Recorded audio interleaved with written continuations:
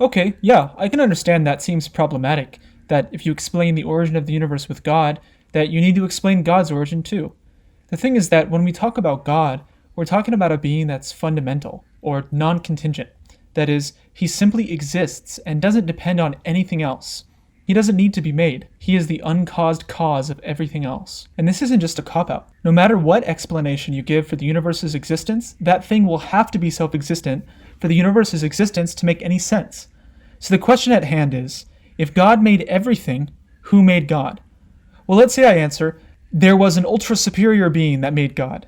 And that being, well, that's the real God. Oh, but then who made that God? Well, whatever made that God is the real God. And so on and so forth. That is called an infinite regress. And nobody wants an infinite regress. So is there no way out of it? Well, here's an illustration. Imagine you need to borrow something rare, like a $2 bill. You ask the first person in line, can I borrow a $2 bill? And that person doesn't have it. So you say, can you borrow it from the next person in line and give it to me when you get it? So she asks the second person in line, can I borrow a $2 bill?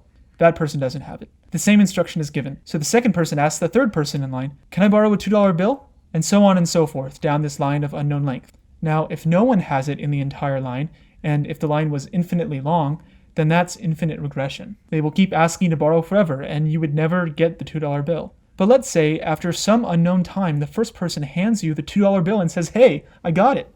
Now, what do you know for sure?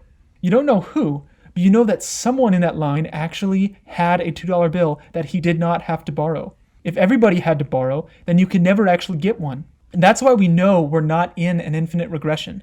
For anything to exist, there eventually needs to be a cause that doesn't borrow its existence from a previous cause. We know that there must be an uncaused cause, which didn't have to be made by something else, whether that's a transcendent cause, like God, or the universe itself, whether by that we mean the visible universe or a multiverse proposed by the brain theory or string theory. So the question actually cuts both ways, because you could always ask, what made the multiverse? And what made the thing that made that? And we're back in an infinite regression all over again. So the atheists and the theists alike have to propose something that simply exists as a part of its nature, something that has self-existence.